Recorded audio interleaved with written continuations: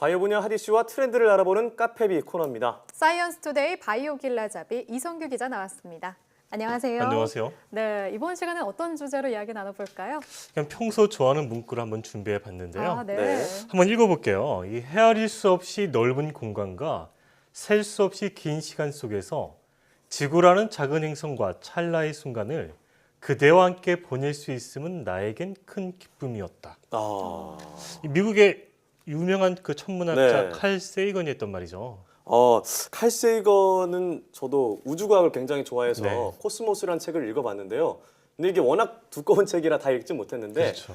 예전에 오바마 대통령이 존경하는 천문학자다 이렇게 네. 유명하기도 했고 그 코스모스 다큐멘터리가 굉장히 인기가 많았잖아요. 그랬죠. 이 세이건 박사가 1980년대에 출연한 다큐멘터리 코스모스는 네. 전 세계 70여 개국에서 한 7억 명 정도가 시청을 했었죠. 와, 엄청 많이 정말 봤네요. 많이 봤네요. 뭐 엄청난 과학 대중화에 지대한 공헌을 한 네. 다큐멘터리인데요. 이 작품은 지난 2014년에 재제작되기도 했는데 네. 이 리바이벌 작품에는 닐 타이슨 박사가 진행자로 출연했어요. 이 닐 타이슨 박사는 이 고등학교 학생 시절에 이 세이건 박사를 만나고 나서 이 과학자의 삶을 꿈꾸게 돼서 이 세이건 박사하고는 또 남다른 인연이 있는 분이죠. 네, 이 세이건 박사는 평생 과학 대중화에 힘쓴 그랬죠. 분이잖아요. 그 코스모스에 출연하기도 하고 네. 또 책으로 내면서 다방면으로 노력했는데요. 외계 생명체에도 관심이 많았다면서요? 이 세티 프로젝트라는 게 있거든요. 세티 프로젝트요. 이 세티는 이제 Search for Extraterrestrial Intelligence의 약자인데요. 네. 쉽게 말하면 외계 생명체가 보내는 전파를 지구에서 잡아내자. 네. 그래서 외계 생명체를 찾자 뭐 이런 프로젝트인 거예요. 네. 이 프로젝트를 모티브로 한 영화도 만들어지기도 했죠. 네. 1997년 영화 이 콘택트가 바로 그 영화인데요. 네. 저도 재밌게 본 기억이 네, 있습니다. 혹시 봤나요? 저는 보지 못했습니다. 네. 전 우주광이어서요. 그 영화에서 이제 주인공인 조지 포스터가 이제 신기한 우주 여행을 경험을 하고 또 외계 지적 존재와도 만나기도 하죠. 네. 그런데 이 세이건 박사가 이제 세트 프로젝트 소장도 맡기도 했었는데 네. 이 영화를 제작을 해서 굉장히 많은 노력을 했지만 네. 영화 개봉 1년 전에 돌아가셨죠, 이분이. 그래서 영화를 못 안타깝네요. 봤죠. 안타깝네요. 참 이 우주가 워낙 넓기도 하고 이 전파가 오는데 뭐 50년이 지났지만 아직 외계 지적 생명체가 보냈다고 확신할 만한 것이 그렇죠. 없다고 들었는데요. 참 이게 외계 생명체라는 게 영화나 소설로도 많이 등장하고 우리가 참 관심이 많잖아요. 외계 지적 생명체 존재 가능성이 어떻게 될까요? 또 한번 이 칼 세이건의 말을 한번 좀 인용을 할까 하는데요. 네. 세이건 박사도 이런 말도 남겼어요. 이 우주에 우리밖에 없다면 여기서 이제 우리는 인류를 얘기하는 거겠죠. 네. 엄청난 공간의 낭비다. 그렇죠. 그러니까 이제 우리 은하에만 태양과 같은 별, 항성이 즉 1000억 개가 넘게 있는데요. 이 또 우주에는 우리 은하 같은 우주가 또 수없이 많잖아요. 네. 그러니까 이런 거를 확률적으로 봤을 때 외계 생명체가 존재하지 않을까. 과학자들은 그죠. 이렇게 내다보고 있는 거죠. 네, 이 외계 생명체에 대한 관심은 항상 뜨거운 것 같아요. 그래서 이 과학자들이 특히나 외계 생명체에 있어서 주목하는 것 중에 하나가 물이잖아요. 그렇죠. 아무래도 생명체의 존재와 직결되는 부분이라서 그런 걸까요? 그러니까 이제 우리 몸을 구성하는 기본 단위는 세포잖아요. 네. 근데 다들 아시다시피 세포 안에는 우리 몸의 청사진이라고 할 수 있는 그 유전자, DNA가 담겨져 있잖아요. 네, 네. 그렇죠. 근데 이제 우리가 이제 처음에 생각을 해볼 때 이 DNA가 처음에 만들어졌을 당시 생각을 해보면 DNA는 이 분자끼리 서로 뭉쳐서 복잡한 화학 반응을 거쳐야지 만들어지는 분자거든요. 네. 복잡한 구조식을 가지고 있는 화학 분자인데 물이 바로 이런 화학 반응을 일어날 수 있도록 하는 아주 적절한 환경을 제공한다는 거예요. 전문가의 설명 들어보고 한번 이어가겠습니다. 그러니까 생명체가 나타나려면 DNA와 같은 복잡한 분자가 만들어져야 되는데 그럼 화학 반응이 잘 일어나야 되고 또 그 분자끼리 붙어서 큰 분자를 이제 이루어야 되는데 그러려면 뭔가 화학 반응이 일어나야 되는데 만약 기체라면 기체가 너무 희박하니까 분자끼리 만나기가 어렵고요.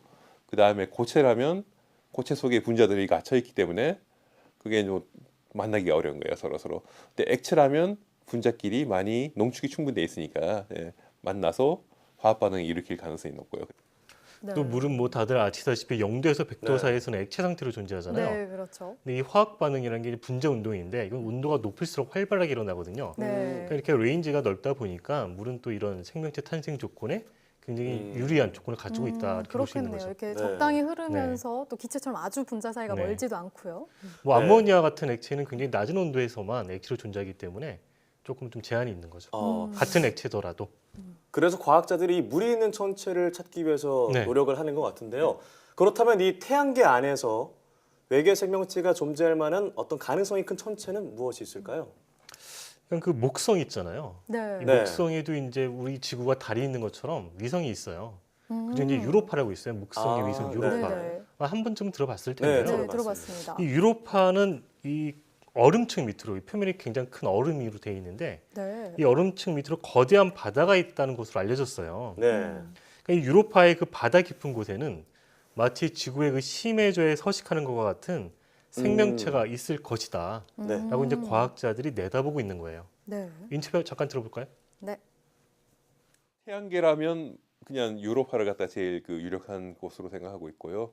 뭐 그냥 얼음층이 있고 그 밑에 액체가 있다는 것이 알려져 있기 때문에, 그리고 얼음층 아래에 있는 그 유로파의 내부가 아직도 뜨거운 상태이기 때문에 에너지원도 있고 액체도 있고 그런 조건들이 이제 성립이 되기 때문에 아마 유로파의 그런 바다 속에 미생물과 같은 것이 존재하지 않을까. 이제 그 유로파가 얼음층으로 돼 있고 그 아래 물이 있다 그랬잖아요. 거대한 네. 바다가. 그러니까 얼음을 녹여야지 물이 있으니까 그 유로파 지하 어딘가에는 그 지열이 있을 것이다. 근데 그게 이제 생명체가 살 수 있는 에너지 될 것이다. 뭐 이렇게 보고 있는 거죠. 네, 그럴 수 있겠네요. 이 밖에 또 화성도 주목하고 있거든요. 화성. 네, 네. 우리가 흔히 말하는 그 말스. 네. 그래서 이제 미 항공우주국 나사는 이제 말스 2020이라고 이제 새로운 그 탐사 로봇을 2020년에 화성에 보낼 계획이에요. 네. 근데 이 로봇의 주 임무가 생명체의 흔적을 탐색하는 거예요. 네. 네. 이제 앞서 화성에서 그 물이 흘렀다는 그런 증거가 발견됐기 때문에 네, 이제 그랬었죠. 나사 연구진은 이번 그 2020 로봇을 통해서 이런 생명체 흔적을 구체적으로 잡아내겠다. 그걸 공식적으로 발표하기도 했었죠. 네, 이렇게 정말 뜨겁게 연구할 정도로 정말 외계 생명체가 존재할지 무척 궁금한 사항인데요. 이와 관련해서 또 궁금한 게 단순히 외계 생명체에서 나아가서 정말 인간과 같은 지적 생명체가 존재할지가거든요. 존재할까요? 정말 지적 생명체가 존재할지 굉장히 궁금한 사항인데 네. 방금 언급한 그 화성이나 목성의 유로파는 화성에 보면 굉장히 추운 그런 천체고 네. 유로파는 바닷속이 또 굉장히 심해져잖아요. 네, 그렇죠. 그러니까 이게 생명체가 살기에 그렇게 좋은 환경은 아닌 거예요. 네. 혹독한 환경인데 이런 환경에서는 아까 말씀드렸지만 이렇게 복잡한 화학방이 일어나기에는 조금 힘들다. 네. 굉장히 단순한 형태의 아마 생명체가 존재할 것이다. 미생물 수준 정도로 내다보고 있는 거고요.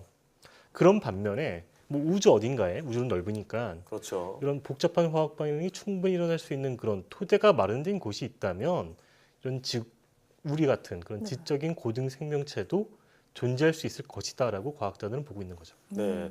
이게 외계 지적 생명체의 존재 가능성과 관련해서 지구형 행성 이게 또 그렇죠. 관심을 끌고 있잖아요. 뭐 제2의 지구라고도 하고 네. 뭐 지구형 행성이라고도 하는데 이 지구형 행성은 지구와 질량이 대략 비슷하면서 네. 뭐 1.1배에서 2배 정도 사이 정도 되면서 지구처럼 이렇게 암석으로 표면이 그렇게 네. 돼 있는 그런 행성을 일컫는 말이거든요. 네. 그래서 최근 프랑스 연구팀은 태양계에서 한 11광년 정도, 1광년은 이제 빛이 1년 동안 가는 거리죠. 엄청 먼 거리네요. 네. 네. 근데 뭐 우주에서 보면 11광년은 굉장히 가까운 거리니까 네. 그렇죠. 11광년 정도 떨어진 거리에서 지구 질량이 뭐 한 1.3배 정도, 표면 온도가 한 마이너스 60도에서 한 20도 정도로 추정되는 외계 행성 로스 128b를 발견했어요. 과학자들은 이 행성이 액체 상태의 물과 생명체가 살 수 있는 조건을 갖췄을 것이다. 이렇게 내다보고 있고요.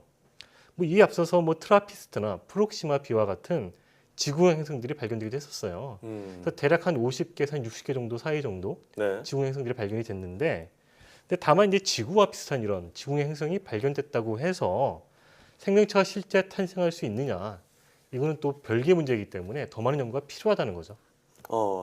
참 이렇게 우주 생명체에 대한 얘기가 흥미로운데요. 누군가는 이렇게 얘기하죠.